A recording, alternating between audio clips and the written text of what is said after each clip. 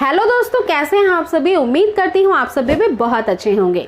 दोस्तों, प्रेगनेंसी के दौरान हर एक महिला यही चाहती है कि मेरी हेल्दी डिलीवरी हो, नॉर्मल डिलीवरी हो और समय पे मेरी डिलीवरी हो जाए। लेकिन कई बार फ्रेंड्स ऐसा नहीं हो पाता है। नॉर्मल डिलीवरी के लिए काफ़ी सारी चीज़ें आपकी हेल्दी होनी चाहिए, तभी एक नॉर्मल डिलीवरी हो सकती है। लेकिन फ्रेंड्स, कुछ ऐसे मिस्टेक्स भी होती हैं जो महिलाएं करती हैं। अगर आप मेरे बताए गए कुछ नुस्खों को इस्तेमाल करेंगी, ये काफ़ी आसान है और आपको ड्यू डेट जो दी गई है उससे लगभग कुछ दिनों के पहले से स्टार्ट करनी है। तो बहुत आराम से आपको लेबर पेन भी समय पे आएगा और डिलीवरी भी आसान से हो जाएगी, normal delivery.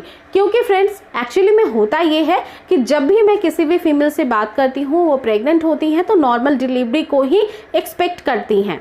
Because friends, normal delivery compare to caesarean delivery के काफ़ी ज़्यादा आसान होता है, यानी उसमें आपको रिकवर होने का टाइम काफ़ी कम लगता है। आप अपने बच्चे की काफ़ी अच्छे से केयर कर पाती हैं। लेकिन सिजेरियन सेक्शन में ऐसा नहीं होता है, कई दिनों तक आपको बेड पे लेटे रहना पड़ता है। इस वजह से नॉर्मल डिलीवरी काफ़ी ज़्यादा हेल्दी होती है और नॉर्मल डिलीवरी अगर आपके आसानी से हो सकती है तो आपको उसी को, नॉर्मल डिलीवरी को ही सजेस्ट करूंगी, रिकमेंड करूंगी मैं कि उसके लिए ट्राई करना चाहिए। अब देखिए फ्रेंड्स, कुछ महिलाएं ऐसी होती हैं कि वो ओवर कॉन्शियस होती हैं। बहुत अधिक ओवर कॉन्शियस होना भी अच्छा नहीं होता है। कई बार अगर आप प्रेगनेंसी के अंदर केवल अपनी डिलीवरी को लेकर के सोचती हैं और चिंतित रहती हैं, तो ये आपके शरीर के अंदर, आपके दिमाग के अंदर तनाव बढ़ा देता है। और जब आपका स्ट्रेस बढ़ता है तो स्ट्रेस हार्मोन्स होते हैं जो आपकी डिलीवरी के हार्मोन्स को समय पे रिलीज नहीं होने देते हैं, वो बाधित करते हैं उसे, जिसकी वजह से डिलीवरी के कोई भी सिम्टम्स आपको समय पे अपेयर नहीं होगा और ये फिर दिक्कत का कारण बन सकता है। दूसरी बात कि टेंशन लेने की वजह से आपकी बीपी बढ़ सकती है, घट सकती है, तो ये भी अच्छा नहीं है। एक बीपी का फ्लैक्चुएशन आपकी नॉर्मल डिलीवरी को काफ़ी ज़्यादा कॉम्प्लिकेटेड बना सकता है, इसीलिए उस समय काफ़ी खुश रहना अति आवश्यक है। 8वें 9वें महीने में किसी भी प्रकार का कोई टेंशन मत लीजिए। यूँ तो प्रेगनेंसी के दौरान ही आपको कोई भी टेंशन नहीं लेना चाहिए। अब दूसरी बात का ध्यान रखिए कि नॉर्मल डिलीवरी के लिए आपका हेल्दी होना ज़रूरी है।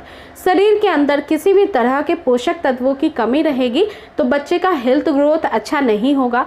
अगर उसका हेल्थ ग्रोथ अच्छा नहीं होगा तो बच्चा कमज़ोर रहेगा, जिसकी वजह से वो अपने जो पोजीशन होना चाहिए नॉर्मल डिलीवरी के लिए उसको नहीं ले पाएगा, या फिर उसके लिए उसको जो ताकत चाहिए वो मिलेगी नहीं।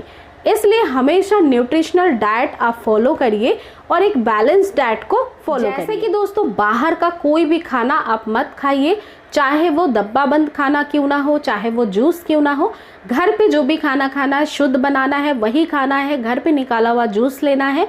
और जितना ज़्यादा न्यूट्रिशनल डाइट लेंगे, फूड लेंगे, वो भले ही खाने में आपको इतना टेस्टी नहीं लगेगा, लेकिन आपके बच्चे के लिए वो बहुत ज़्यादा टेस्टी भी है और बहुत ज़्यादा हेल्दी भी है। इसीलिए साग सब्जी, फल फ्रूट अच्छे से खाइए, जिससे कि कभी भी पोषक तत्वों की कमी ना हो, शरीर के अंदर कमजोरी ना हो। नॉर्मल डिलीवरी के लिए एक जो ताकत चाहिए महिलाओं को, वो बहुत पर्याप्त मात्रा में रहे और तभी आसानी से आपका बच्चा भी हेड डाउन कर सकेगा और आप भी नॉर्मल डिलीवरी के लिए पूरी तैयार रहेंगी आपके बॉडी स्ट्रेंथ के साथ। इसके अलावा तीसरा काम बहुत महत्वपूर्ण है। प्रेगनेंसी के दौरान एक्टिवनेस मेंटेन करना इम्पॉर्टेंट है। एक्टिव रहने का मतलब है कि जितना हो सके आप जितनी सक्षम हैं उतना काम आप घर का स्वयं करें।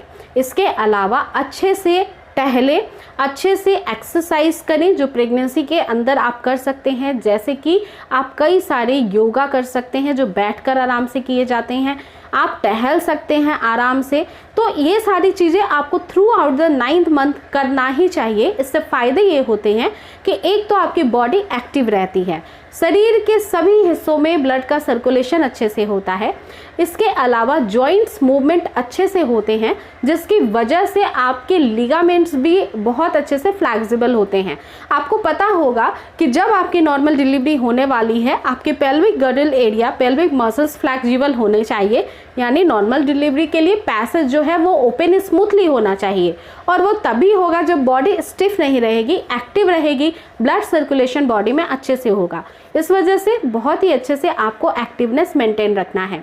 बात करें अगर आप एक्टिवनेस मेंटेन नहीं कर पा रही है, कोई हेल्थ इश्यू है, तो आप डॉक्टर के बताए गए इंस्ट्रक्शंस को फॉलो करिए। और अगर हेल्दी प्रेगनेंसी है तो अपने आप को एक्टिव रखिए, बहुत ज़्यादा केयर की भी ज़रूरत नहीं है। इट मीन्स आप केवल और केवल बेड रेस्ट पे ही ना चले जाएं। इसके अलावा चौथी बात का ध्यान रखना है, जितना हो सके पॉजिटिव बातों को ही सोचना है। बहुत ज़्यादा निगेटिव थॉट्स मत लाइए कि मेरी डिलीवरी कैसे होगी, किस वक्त होगी, कैसे सिम्टम्स आएंगे, मुझे क्या करना पड़ेगा। इन सब चीज़ों में उलझने की ज़रूरत नहीं है। अपने आप को काफ़ी सरलता से समझने की ज़रूरत है। अपनी बॉडी को समझिए, अपने बच्चे के मूवमेंट को समझिए, और साथ ही साथ फ्रेंड्स ओवर पैनिक होने की ज़रूरत नहीं है।